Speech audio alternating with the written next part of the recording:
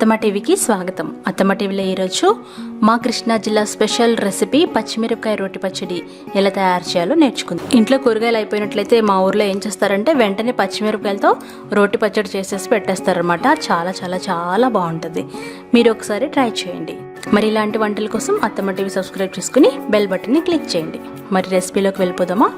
ముందుగా మనకి కావాలి కారంగా ఉన్న పచ్చిమిరపకాయలు 100 గ్రాములు, 2 రెబ్బల కరివేపాకు, 5 వెల్లుల్లి రెబ్బలు, పెద్ద ఉసిరికాయ సైజ్ అంత చింతపండు, 1 టేబుల్ స్పూన్ జీలకర్ర, ఉప్పు, నూనె కావాలి. ముందుగా పచ్చిమిరపకాయలు శుభ్రంగా కడుక్కొని తడి లేకుండా తుడుచుకోవాలి. తర్వాత ఒక బాండీలో 3 టేబుల్ స్పూన్ల నూనె కాచి అందులో పచ్చిమిరపకాయలు వేసుకుని బాగా ఫ్రై చేసుకోవాలి. మూత పెట్టుకోవాలి, లేదంటే మనమే తుళ్ళుతాయి. మధ్య మధ్యలో ఈ విధంగా బాండీని కదుపుతూ ఉండాలి. బాగా ఫ్రై అయిన తర్వాత చల్లారబెట్టుకోవాలి. ఇప్పుడు మీ దగ్గర ఇలాంటి చిన్న రోల్ ఉంటే దాంట్లో రుబ్బుకుంటే ఇంకా బాగుంటుంది, లేదంటే మిక్సీలో కూడా గ్రైండ్ చేసుకోవచ్చు. ఈ రోల్ ఉంటే శుభ్రంగా కడిగి అందులో ముందుగా చింతపండు, ఉప్పుని వేసుకొని దంచుకోవాలి. కళ్ళుప్పు ఉంటే ఇంకా బాగుంటుంది. ఇక్కడ కళ్ళుప్పు దొరకదండి. అవి నలిగిన తర్వాత వెల్లుల్లి రెబ్బలు, జీలకర్ర వేసి చక్కగా దంచుకోవాలి. ఆ తర్వాత పచ్చిమిరపకాయలని కొంచెం కొంచెంగా వేసుకొని దంచుకోవాలి. ఇక్కడ మసాలా రుబ్బుకోవడానికి ఇచ్చిన చిన్న రోల్ కాబట్టి నేను కొంచెం కొంచెం వేసుకుంటున్నాను.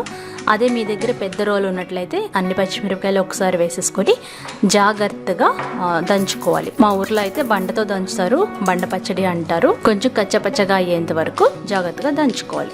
ఆ తర్వాత దీన్ని పోపు పెట్టుకుందాం.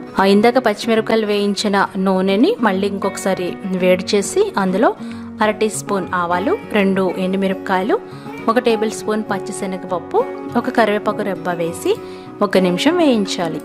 ఈ పోపు వేగిన తర్వాత పచ్చడి వేసేసి 1 నిమిషం పాటు వేపుకొని స్టవ్ ఆఫ్ చేసుకోవాలి. అంతే, ఎంతో రుచిగా ఉండే పచ్చిమిరపకాయ పచ్చడి రెడీ అయిపోయింది.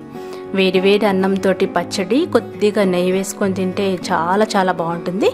ఈసారి తప్పకుండా ట్రై చేసి ఫీడ్బ్యాక్ పంపించండి. అన్నట్టు మర్చిపోయాను, ఇది నా ఓల్డ్ రెసిపీ అండి. కూరగాయలు లేనప్పుడు ఒకసారి ఈ పచ్చడి ట్రై చేసి టేస్ట్ చేయండి. చాలా చాలా చాలా బాగుంటుంది.